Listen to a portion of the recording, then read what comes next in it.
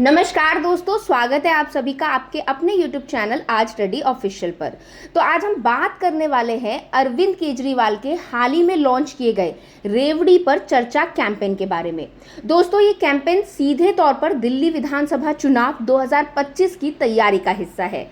तो आज अपने इस वीडियो में हम जानेंगे कि इस कैंपेन का उद्देश्य क्या है और इसके पीछे आम आदमी पार्टी की रणनीति क्या हो सकती है। साथ ही दोस्तों, हम बात करेंगे केजरीवाल सरकार की वो 6 मुफ्त सुविधाएं जिन्हें रेवड़ी कहा जाता है। साथ ही हम बात करेंगे कि दिल्ली की राजनीति में इसका क्या असर हो सकता है, भाजपा और कांग्रेस की इस पर क्या प्रतिक्रिया रही है। तो चलिए दोस्तों, शुरू करते हैं।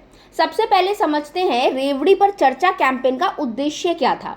तो दोस्तों, अरविंद केजरीवाल ने हाल ही में दिल्ली की पार्टी मुख्यालय से रेवड़ी पर चर्चा नामक कैंपेन की शुरुआत की।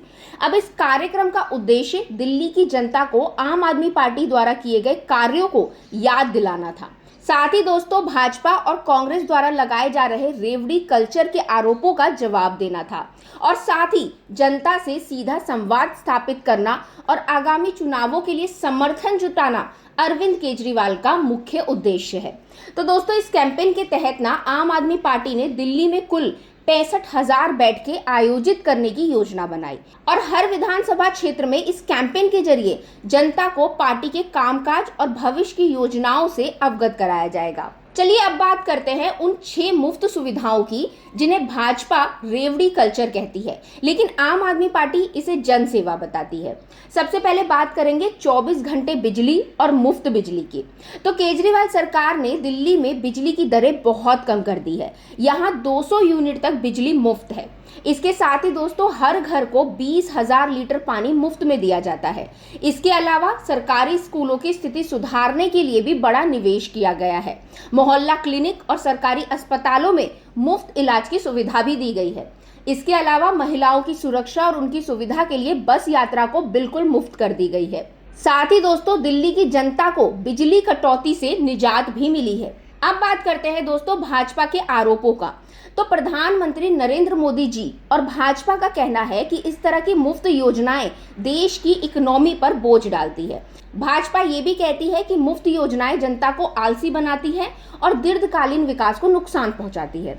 इसका जवाब देते हुए केजरीवाल ने कहा कि जनता को ये पूछना चाहिए कि भाजपा के जिन 20 राज्यों में सरकार है वहां उन्होंने कौन कौन सी मुफ्त सुविधाएं दी है। अब यहाँ ये भी सवाल उठता है दोस्तों कि यदि ये सच में रेवड़ी कल्चर है तो भाजपा इन योजनाओं का तब विरोध क्यों नहीं करती जब वो अन्य राज्यों में इसे लागू करती है। चलिए दोस्तों, अब बात करते हैं कि इस कैंपेन का चुनावी रणनीति में क्या महत्व हो सकता है। तो सबसे पहला, जनता के बीच सीधा संवाद।